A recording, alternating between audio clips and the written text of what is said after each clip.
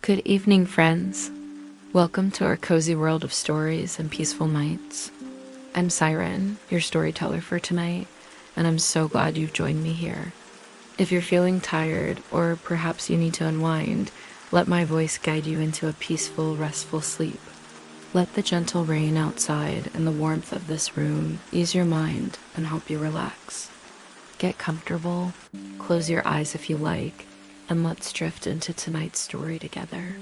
Now, let's begin tonight's journey. Relax, breathe deeply, and let yourself be carried away into a world of dreams. Enjoy. You feel the chill of the morning air as you step out into a narrow cobblestone street. The sun, still low in the sky, casts a soft golden glow over the city's rooftops, and everything seems calm. You breathe in the crisp air and walk slowly, your footsteps echoing against the stones. The noise of the bustling market square is distant but ever present, a reminder of the life that pulses through the streets. But there's something different in the air today. It settles a slight unease you can't quite place. A lingering feeling that something is just off. You hear a soft cough from a man on the corner, his hands shakily clutching a bundle of cloth, and another person passing by hurriedly crossing themselves. As you walk, you notice more faces glancing nervously around, eyes darting from one person to the next. The scent of the market fresh bread, cheese, fruit seems oddly sharp today. It's not the usual mixture of comfort and hunger, but something more pungent, like fear. It's the 14th century, and you're standing in the heart of a world on the brink of a catastrophe that's already begun, though no one truly understands it yet. You might not know it now, but in just a few short months, everything will change. You've heard rumors, of course, the sickly travelers, the feverish coughing, the sudden deaths, but like most, you've pushed them aside. After all, what could be happening that would affect you here in the safety of your city?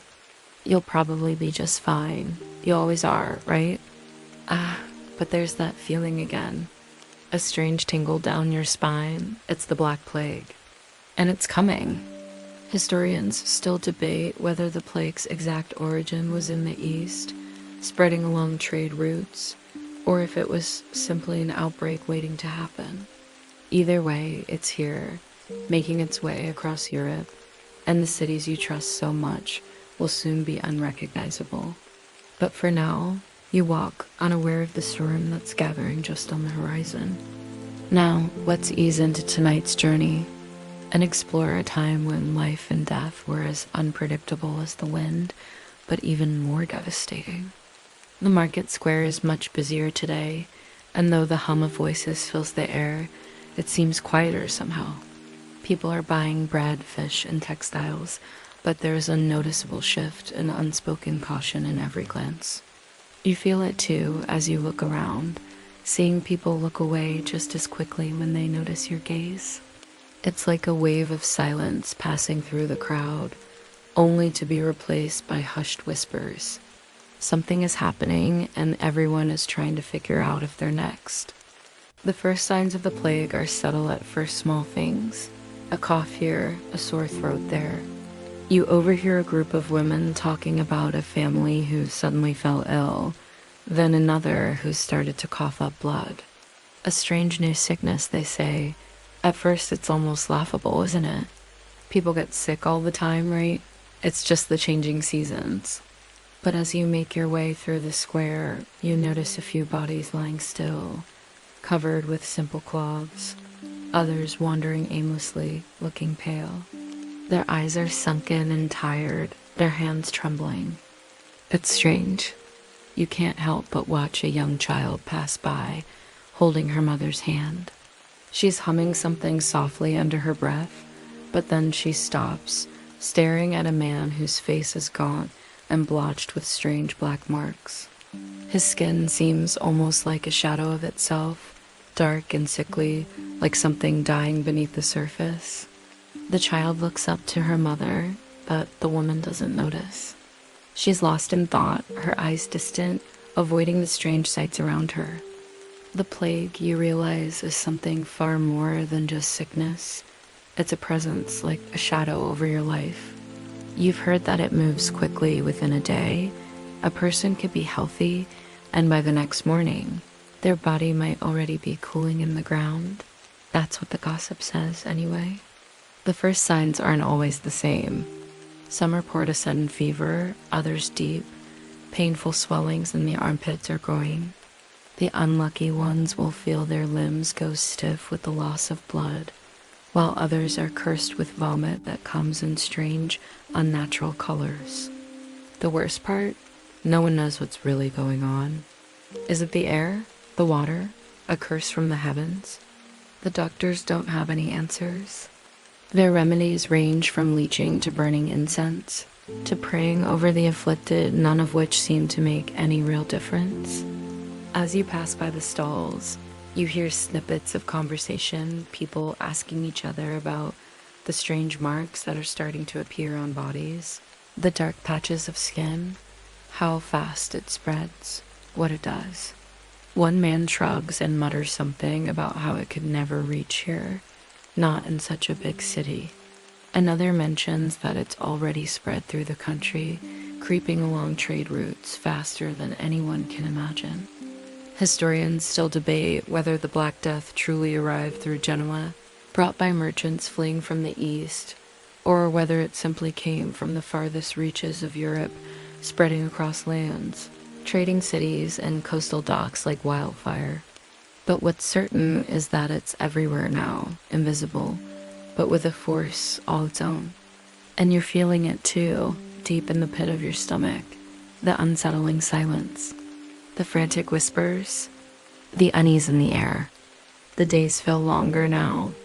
It's hard to get used to it, the tightness in your chest, the increasing urgency in the air.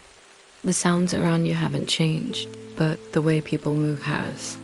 You can see it in their hurried steps, their eyes darting to every figure walking by. There's a quiet sort of tension hanging over the market square. The vendors don't talk to each other the way they used to, and the smells of food are a little less inviting today, as if they've lost their warmth. As the days pass, you notice more and more bodies being carried out, their heads covered in rough cloths.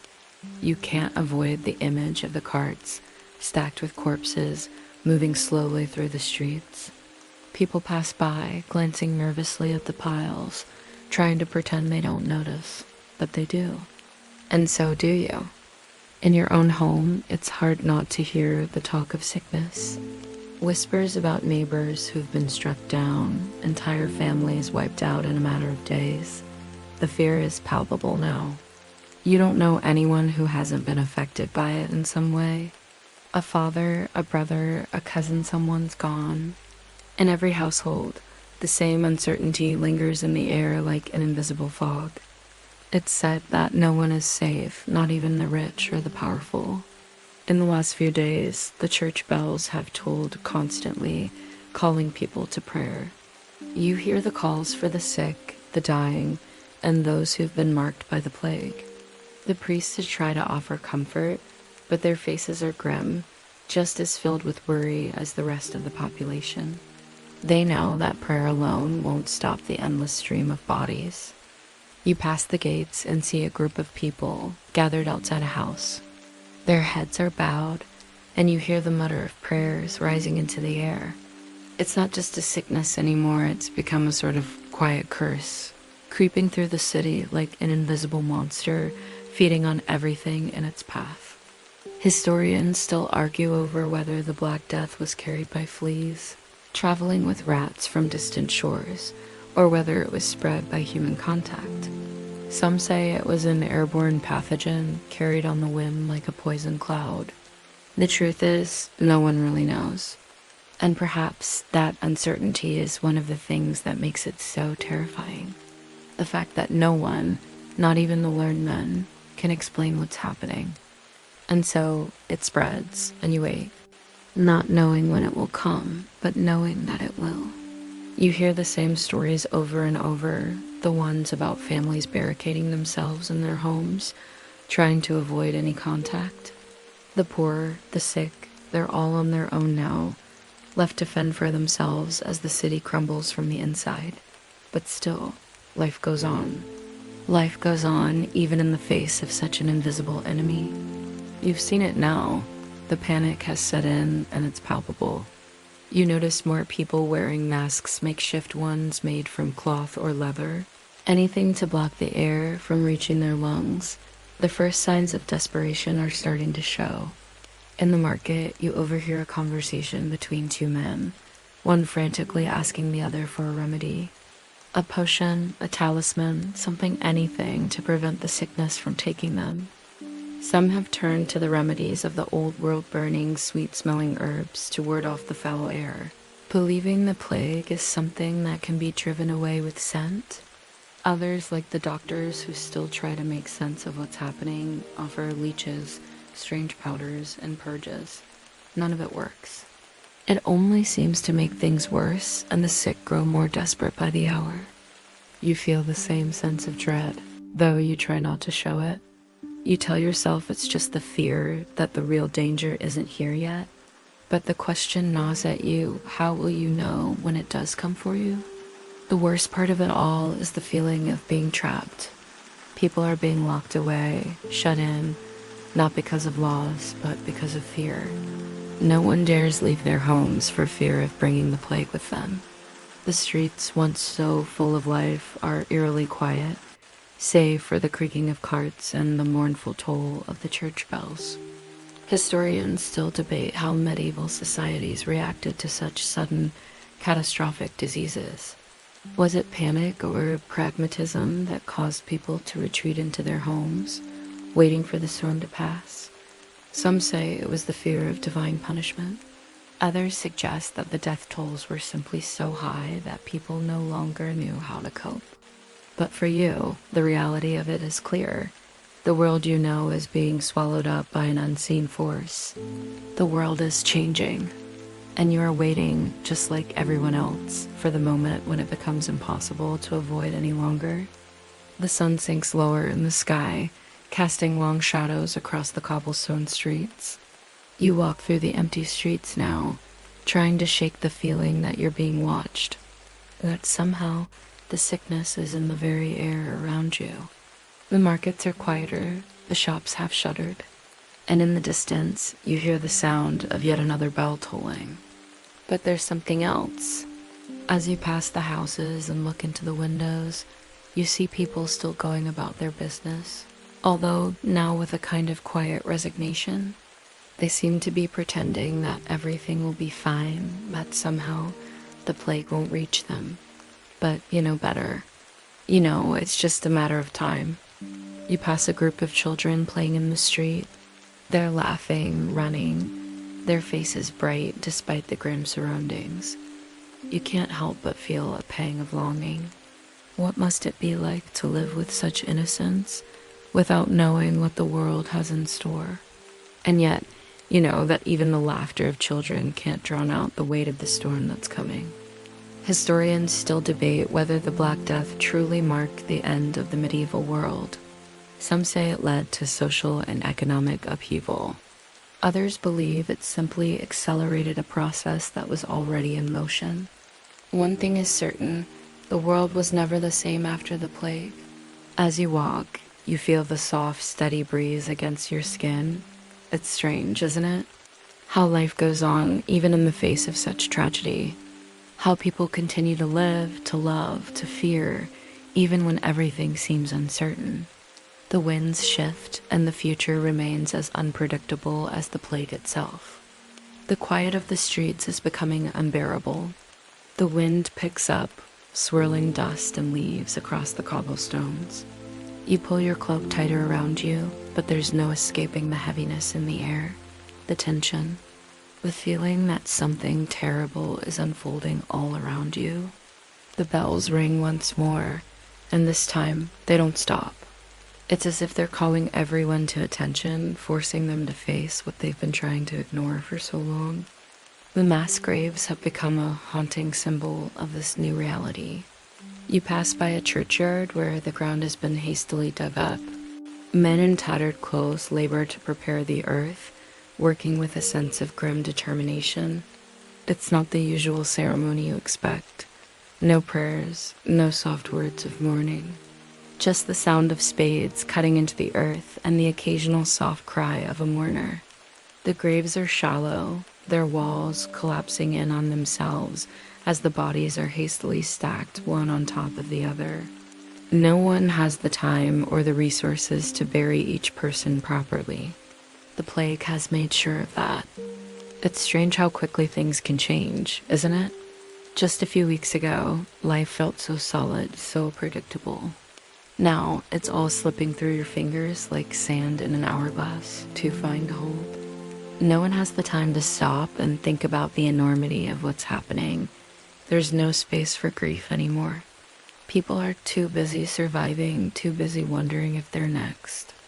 Historians still debate the exact toll of the plague, but estimates suggest that up to 1/3 of Europe's population perished in the span of a few months. That's millions of lives. Countless souls lost without ceremony, without a chance to be remembered. For many, the very concept of the graveyard changes. It's no longer a place of reverence. It's a cold, cruel necessity where bodies pile up like firewood. Even in death, there's no dignity left. And yet, the grief persists. Even as the bodies are buried, the mourning continues. In homes, in alleys, in silent prayer, people are grieving the loss of everything they've ever known. You notice it now, the frantic energy that's taking over the city. People are running in and out of shops, exchanging hushed words with one another, heads constantly turned to check if anyone is following. The town square, once filled with merchants and children, is now a place of hurried transactions and nervous glances. It's no longer about buying food or goods. People are buying anything they think might protect them from the plague herbs. Strange potions, even bizarre charms from distant lands. They're desperate. They'll try anything. And you see it in their eyes, the fear of something they can't control. You walk past an apothecary's stall, where a man is selling a concoction of unknown ingredients. His eyes gleam with the kind of confidence that only desperation can breed. "This will save you," he says to a passing woman, handing her a small bottle of liquid. She looks at it for a moment before hurriedly taking it, her face pale with fear. You want to ask him how he can be so sure, but you don't. No one questions anything anymore. There's no room for doubt, only survival. The panic is everywhere. People are starting to believe that the plague is more than just disease. It's a punishment, perhaps the wrath of God. That's the explanation people cling to when they can't find any other. The church bells continue to toll, but now they sound more like a warning, a reminder of something terrible waiting to consume them all. It's a strange, almost surreal thing to witness. The entire city, once so alive and bustling, now spiraling into a collective state of fear, as though everyone can sense that their world is ending piece by piece. Historians still debate whether it was purely the disease itself that caused such widespread panic, or whether it was the breakdown of social order as people turned against one another in their desperate attempts to survive. Some say the fear itself spread faster than the plague, influencing how people reacted. Whatever the cause, the panic was real, and its consequences were far-reaching. You feel the weight of isolation settle in as you pass by familiar faces now averted from yours. It's a peculiar thing, isn't it? How quickly people can go from being your neighbors, your friends, to strangers, and how easily fear can divide them. You walk past a family's house, only to notice a piece of cloth hanging from their door. It's a sign, a warning. It's not just for the sick, it's for everyone who's near. The quarantine has begun. Infected families, those suspected of being infected, or anyone who's even remotely connected to a person who's been in contact with the disease, are being forced into isolation. They're shut away in their homes, abandoned by the outside world. No one can afford to take any chances. The city has become a series of barricades. People aren't just avoiding the sick, they're avoiding each other. The streets grow quieter as more people are locked in their homes. At first, it seems like a relief.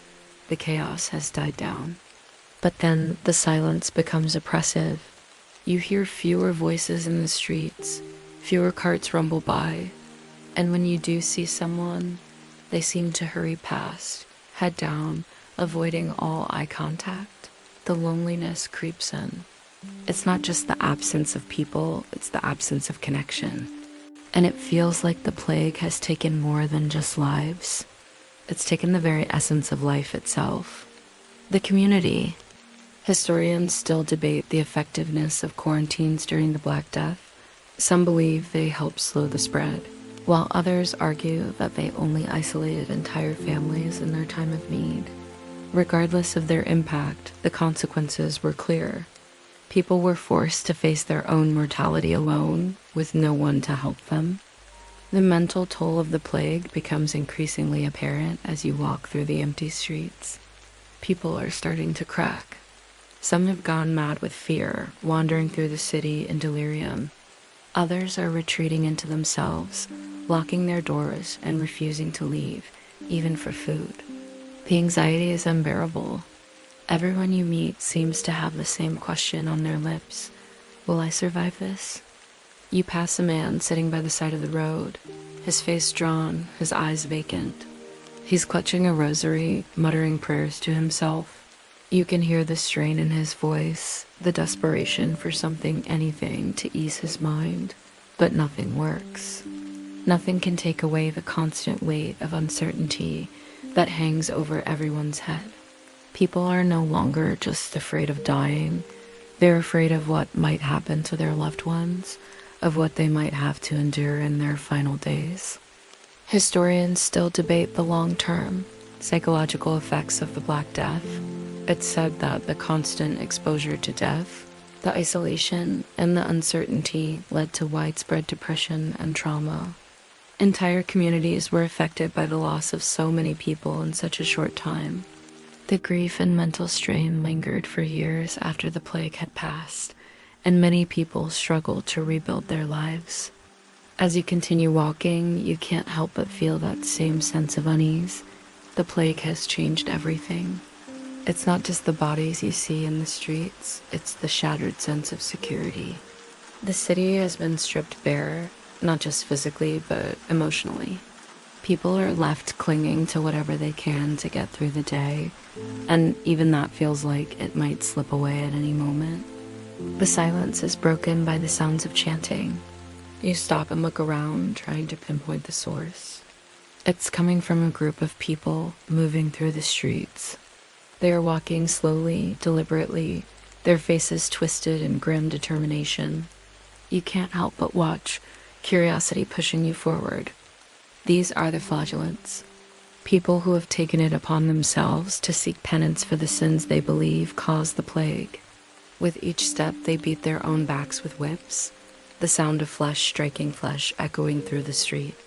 It's a strange, almost surreal sight, this public display of suffering, of self-inflicted punishment, but to them, it makes sense. They believe that by punishing themselves, they can appease God, that somehow their suffering will stop the plague from spreading. Historians still debate the role of the flagellants during the Black Death. Some say they were a reaction to the overwhelming fear and helplessness people felt. Others believe that their rise was driven by religious fervor, as people turned to extreme measures to save themselves from what they saw as divine wrath. But one thing is clear, their presence only added to the chaos, sparking confusion and, in some cases, violence from those who disagreed with their methods. As you watch them pass, you wonder whether it was faith or fear that drove these people to such extremes. Was it their belief in divine punishment that made them turn to such extreme measures? Or was it just the desperate need for something to hold on to in a world that seemed to be crumbling around them? Either way, it's a powerful reminder of just how deeply the plague has affected every part of life. The city is becoming increasingly divided. You can feel it in the way people speak, the way they avoid each other. What was once a community united by common interests and the shared rhythm of daily Life now feels like a fragmented collection of individuals, each consumed by their own survival. The bonds that once held the city together, friendship, trust, and shared purpose, are beginning to fray. The plague has created a world where the only thing people care about is whether they can avoid the sickness, and that urgency comes at the cost of everything else. It's in the small things you notice first, the way the baker no longer greets you with a smile, but instead pushes a loaf of bread across the counter with a fearful glance. The way the streets, once full of life, are quieter than ever, as though people are hiding behind closed doors, praying for their own safety. The idea of community feels more like a distant memory, something people talk about but no longer truly experience. What once seemed like normal, everyday life is now fractured. People no longer trust one another. You've heard rumors that some have begun hoarding food, locking themselves away, unwilling to share even with their neighbors. The merchants who used to trade freely now eye each other warily, careful not to catch a glance that might reveal any hint of the disease. Families are divided.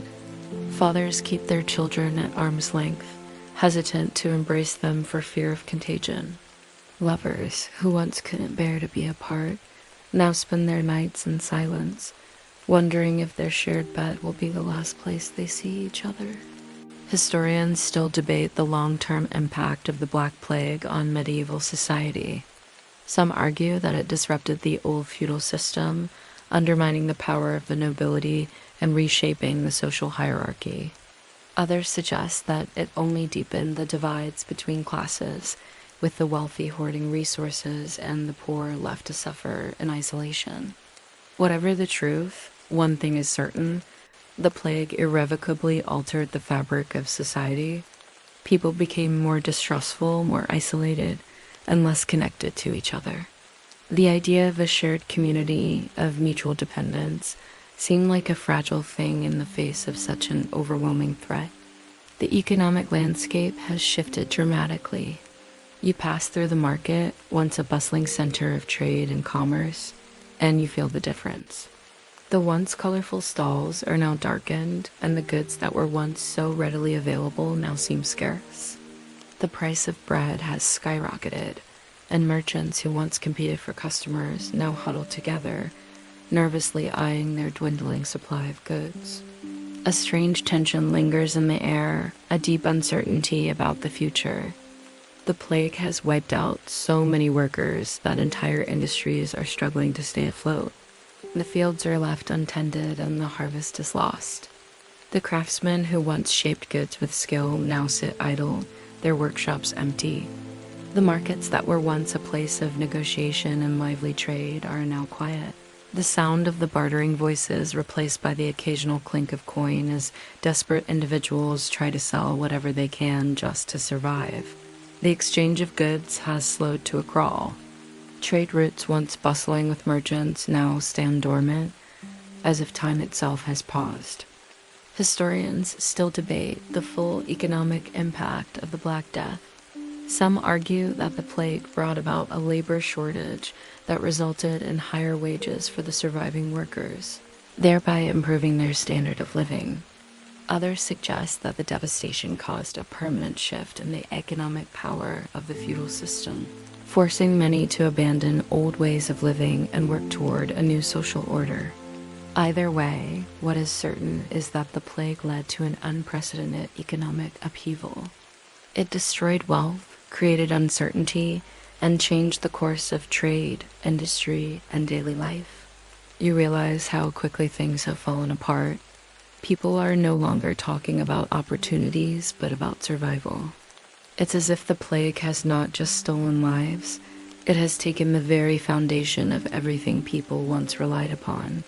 You look around the square, noticing how few people remain. Many of the usual faces have disappeared, either gone with the plague or holed up somewhere in fear. The world, it seems, is slowly closing in on itself, and the sense of loss, of everything slipping away, is overwhelming.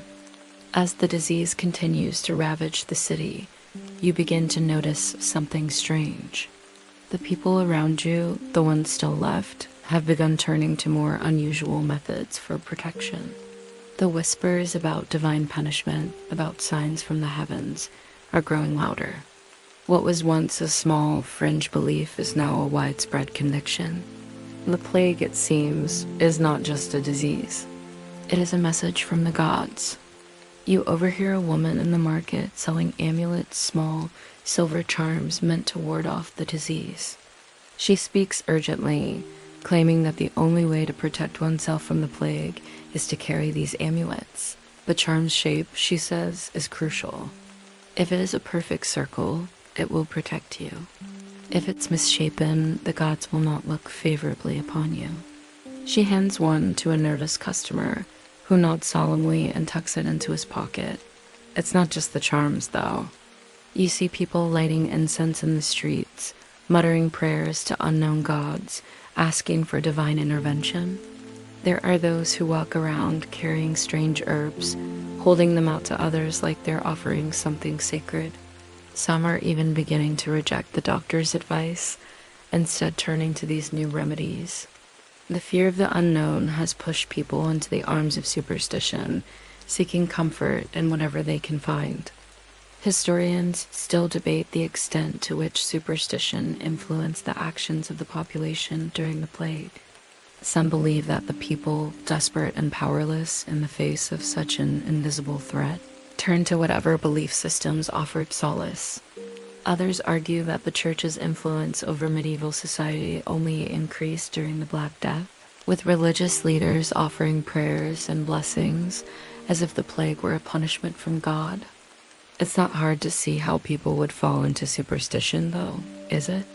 When the world seems to be falling apart, when the very air feels poisoned, it's natural to search for something to blame, something you can control. And if you can't change the disease, you can at least change your fate, or at least think you have a chance.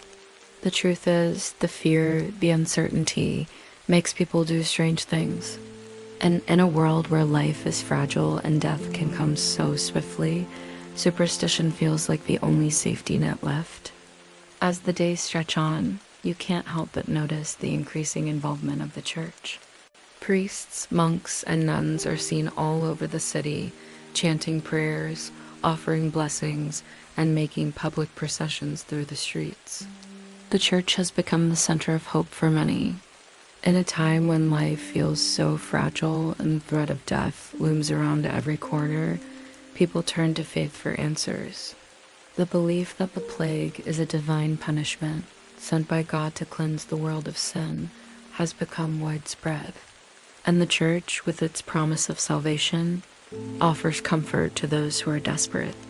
Yet, even in the midst of this growing religious fervor, there's something else happening, something darker. As the plague spreads, so does the church's influence. People flock to the altars, offering prayers and money in exchange for protection. The church has begun to raise funds to build new altars, to create new shrines, all in the name of appeasing God and ending the plague. You hear rumors of priests using the suffering of others to fill their own coffers, taking advantage of people's desperation. It's a strange dichotomy. On one hand, the church offers solace. On the other, it's becoming increasingly clear that the church, like so many other institutions, is using the plague for its own gain. Historians still debate the church's role during the Black Death. While some argue that the church was a stabilizing force during the crisis, offering spiritual comfort to the masses, others suggest that its response was inconsistent, even exploitative. There's no denying that the church's power increased during the plague, but whether it truly helped the people or simply used the crisis to further its own interests is another question entirely. It's a strange, unsettling feeling, watching the church become so entwined with the tragedy around you. You've always trusted in it, as many do, but now there's something hollow about it. The prayers, the processions, they all seem like distractions, rituals to make the pain bearable. But the plague is still here, still claiming lives. And the church, despite its promises, hasn't been able to stop it. The days stretch on, but there's something different about today. The streets, still haunted by the plague, feel somehow quieter, almost more resigned. The frantic panic has subsided, replaced by an uneasy calm. People no longer rush from place to place, eyes wide with fear. They walk slower now, heads down, as though they're bracing for something they can't control. Yet there's a strange sense of acceptance. The plague has taken its toll, and now all anyone can do is wait and watch. In the distance, you hear the faint sound of bells ringing, fewer than before, but still a constant reminder. It's as though the city has entered a new phase, a waiting period between life and death. The plague's presence is still here, but it feels less like an imminent threat and more like something that's been woven into the fabric of life itself. People have begun to rebuild, but the scars remain. Historians still debate whether the Black Death truly led to long-term societal change. Some argue that it catalyzed the breakdown of old feudal systems, while others suggest that it merely set the stage for the rise of new societal hierarchies. Whatever the case, one thing is clear: life, as you know it, will never be the same again. And so, you walk through the streets, the sound of your footsteps mingling with the distant toll of the bells. Life is quiet now, but the world is forever changed. Days bleed into one another, indistinguishable except for the growing awareness that somehow some people are still standing. The plague has taken so much, yet here you are, walking through a city still broken but still alive. For all the silence, for all the death, there is now a strange new energy, a kind of cautious optimism that seems to creep into the cracks of the city, like sunlight through the clouds. It's the survivors who stand out now. Their faces are marked by the loss, but there's something else too. They've been through the unimaginable, and somehow they've made it. It's not about triumph, it's about endurance. The streets are still eerily empty, but as you pass by people in their doorways or walking through the sparse crowds, you realize that many of them are different, stronger somehow. They walk with a new sense of purpose, their eyes set forward, not in fear, but in quiet resolve. Some say that the Black Plague's aftermath created a new sense of independence, especially among the lower classes. With so many of the aristocracy gone, the survivors, particularly peasants and tradesmen, found themselves with more opportunities than they ever had before. It's a strange thing to think about how the very thing that brought so much death might also give rise to a new world. Whether this change was permanent or merely a temporary shift brought on by desperation is something that historians still argue about. But one thing is certain: for those who lived through it, life would never be the same. You watch as a former merchant walks past, now offering his services to a local noble. Once, he would have never been able to step inside such a house. But now, the world has tilted on its axis and the rules are all different. It's a curious thing to witness as people forge new relationships, new hierarchies based on survival rather than birthright. And yet, the quietness of it all lingers. The city is no longer filled with the constant noise of everyday life. Instead, there's a kind of resigned calm, as if everyone is just waiting for the next disaster to strike. No one seems to truly trust that things are over yet. There's an underlying anxiety that never quite disappears. The survivors, you realize, are the ones who will rebuild not just the city, but society itself. They'll be the ones to find new meaning in a world that's been shattered, even if they have no idea what that meaning will be. And for now, all they can do is keep moving, one step at a time. The days following the plague's most brutal wave leave behind not just physical scars, but spiritual ones. The church, once the pillar of stability, the unquestionable authority on matters of life and death, now feels like a distant echo. Its influence is still present, of course, but it's weaker now.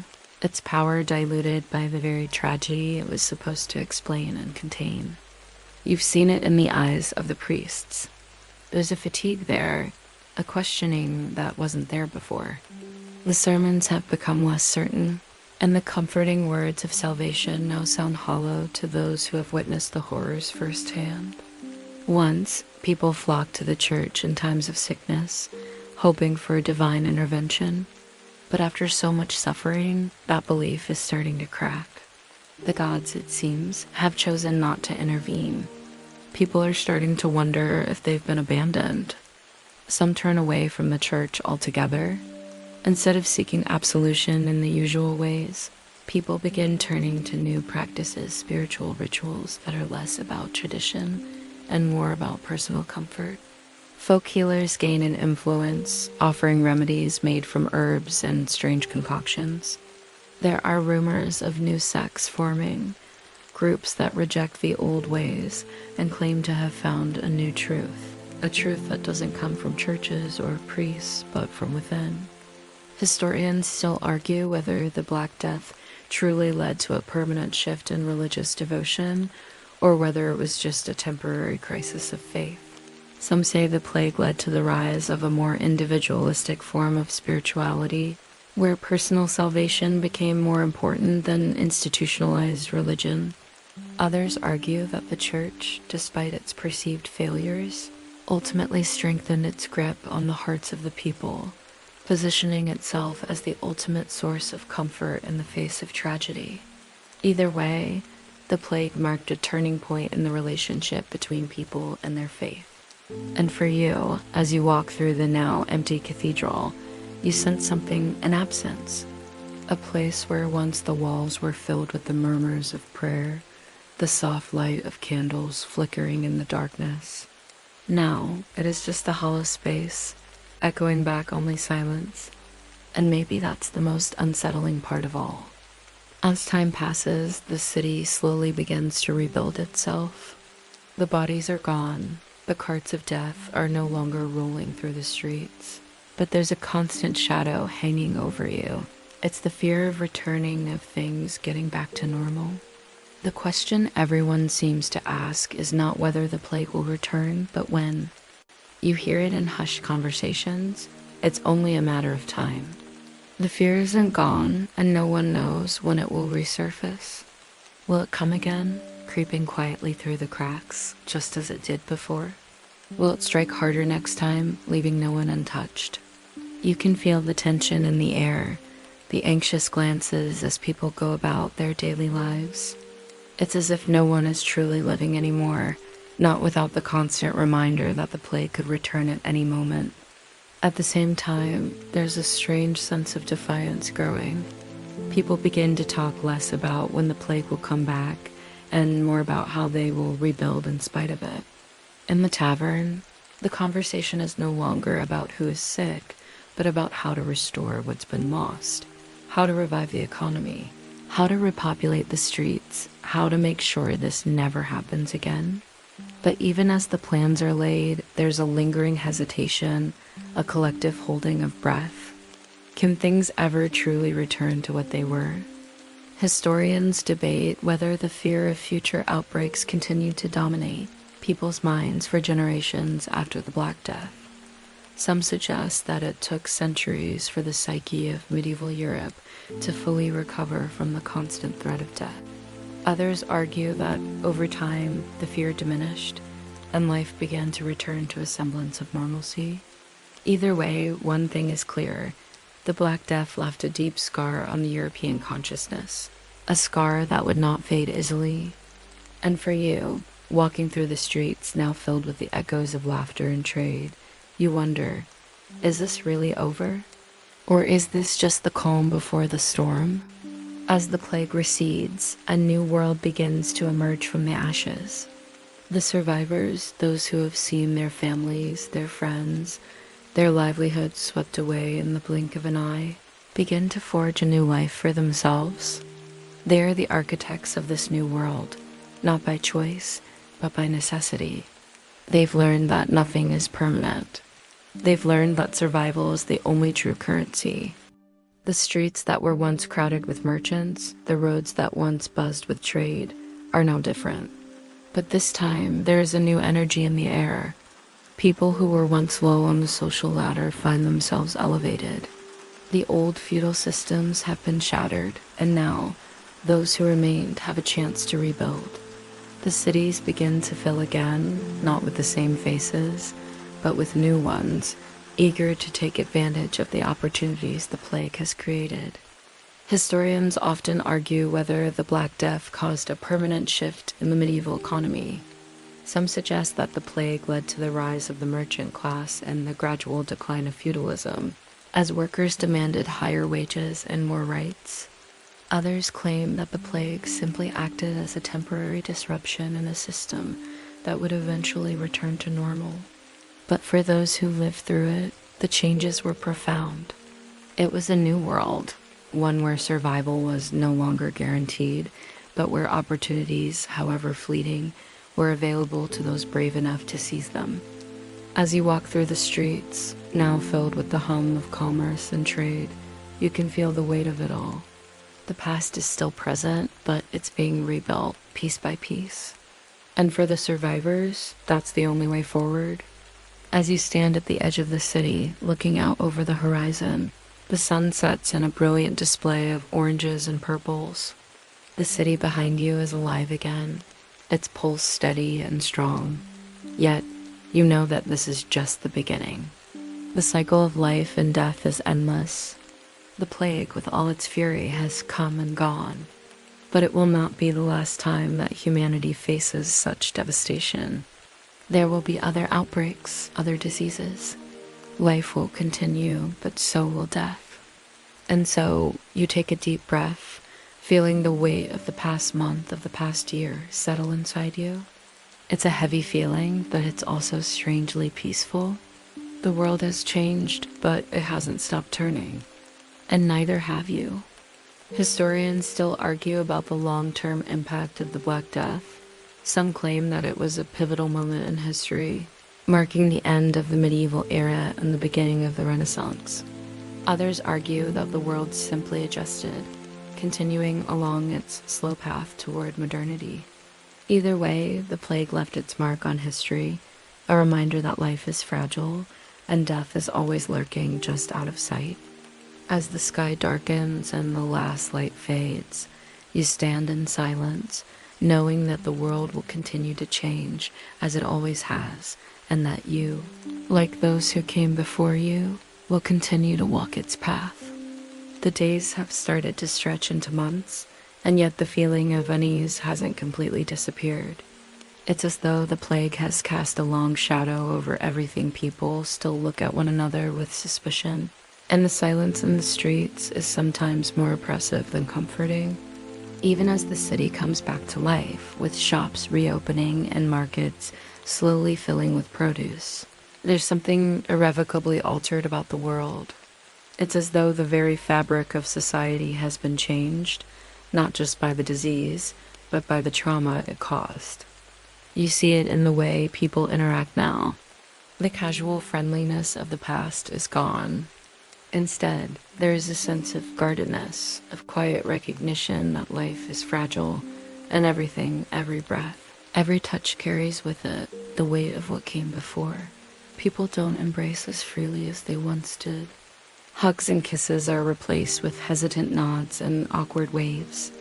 The plague has not only stolen lives, but also the warmth of human connection. And perhaps that is the most lasting damage it left behind, the fear of living.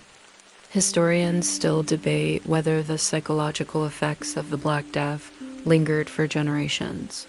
Some say that the trauma of the plague, seeing entire families and communities wiped out so quickly, led to a loss of faith in the old ways, and a subsequent rise in secularism and rational thinking.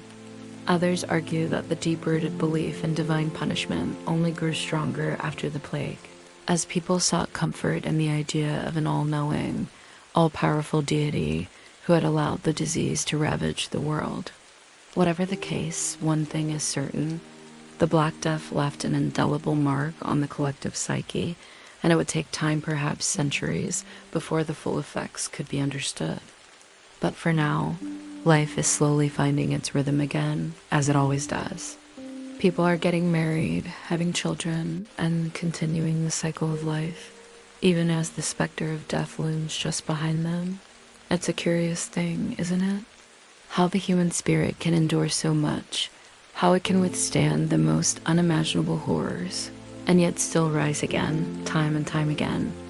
The economic system is shifting, and the old world of feudalism is starting to crumble under the weight of the plague's devastation. The wealthy are still wealthy, but the power they once held over the land and the people is slowly being eroded. With so many of the nobility dead, there are fewer hands to tend the fields, fewer people to serve the lords and ladies who once held dominion over the land.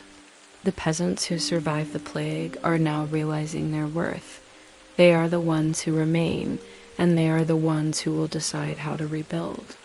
You pass through the streets and notice more and more people with an air of confidence, as if they've been granted something new. The rich may still have the land and the gold, but the workers, the survivors, have the power to shape the world now.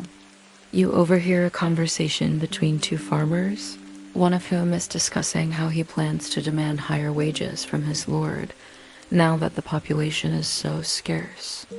The lord can't do much to stop him. There's no one left to replace him, and the demand for labor is higher than ever. Historians still debate the long-term effects of the Black Death on the social structure of Europe. Some argue that it led to the breakdown of the feudal system as workers gained more freedom and mobility, while others suggest that the aristocracy eventually regained its power through different means. However, what is undeniable is the shift in power dynamics that began during the plague. The labor shortage caused by the deaths of so many people created a new economic reality, one where the working class found themselves in a more advantageous position than ever before. But even as the seeds of change are sown, there's a sense of bitterness in the air. The survivors who once worked the land for the nobility now find themselves torn between the desire for fairness and the knowledge that the power imbalance is far from over. The road ahead will not be easy, but the course has been set, and the future will be shaped by those who survived. In the wake of the plague's destruction, a new sense of urgency fills the air. The city, once so full of life and bustle, is now beginning to rebuild. And as it does, something extraordinary begins to happen. In the absence of so many skilled workers, the survivors, those who have lived through the worst, start to innovate. They find new ways to do old things, new methods to replace the ones that were lost. The fields are plowed with new tools.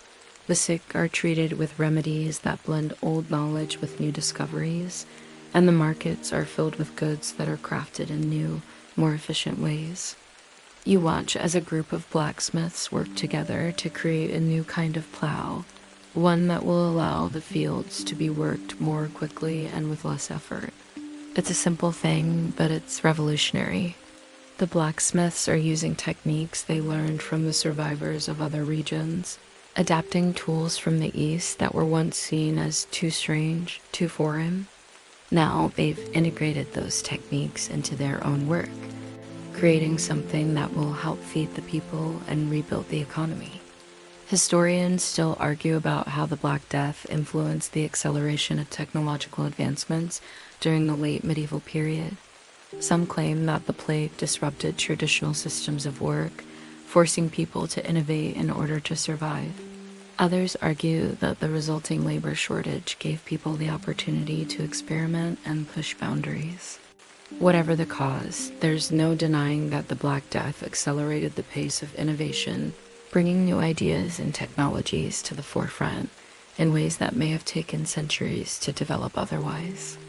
And so, as the survivors pick up the pieces of their shattered world, they begin to build something new, something more efficient, more resilient, and more capable of withstanding the unpredictable nature of life.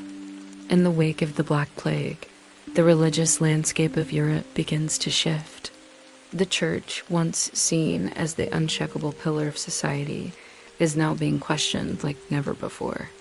The plague has left people searching for answers, and those answers are not always found in the familiar places. The old comforts of faith, the rituals that once offered solace, now seem distant, ineffective, and hollow. People have begun to ask harder questions about why God allowed such devastating catastrophe to unfold, and whether their faith has been misplaced. You pass by a church, its massive stone walls standing in stark contrast to the empty streets surrounding it. Once, it would have been a place of refuge, a place where people gathered to pray and seek solace, but now it feels different. You overhear a conversation between two men standing outside. One of them says he has stopped attending Mass. "Why bother?" he mutters. "The plague came to us all, and the church could do nothing to stop it." The disillusionment with the church is palpable. People have begun to turn to alternative sources of comfort folk healers, mystics, and new spiritual practices. In some places, people have started to turn away from the organized faith they once trusted, seeking answers elsewhere.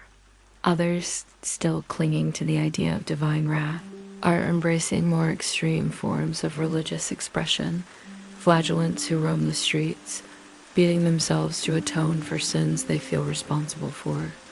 Historians still debate whether the Black Death led to a permanent shift in religious devotion. Some argue that the plague caused people to turn away from the church entirely, leading to the rise of new religious movements. Others suggest that the church's influence remained strong, despite the loss of faith that many experienced.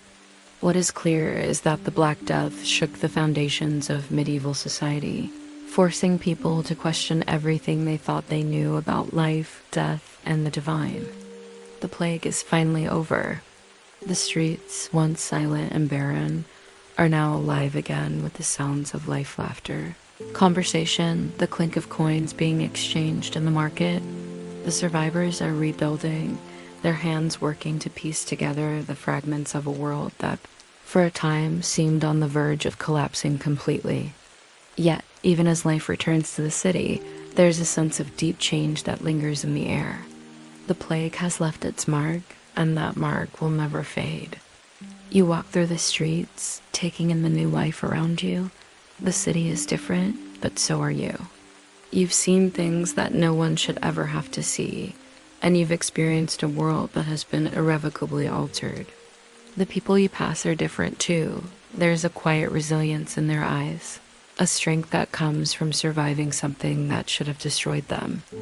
As you look around, you realize that the world is starting to look like a new place.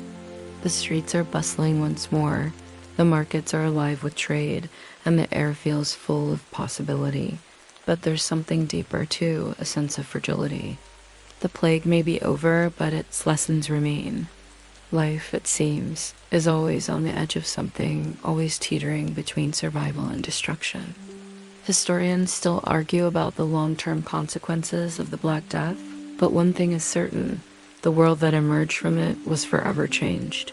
Whether it was the rise of new social orders, the collapse of old structures, or the spread of new ideas, the Black Death marked the beginning of a new era. And as you walk through the city, you can't help but feel that you're a part of that change, a part of the new world that's slowly emerging from the shadows of the old.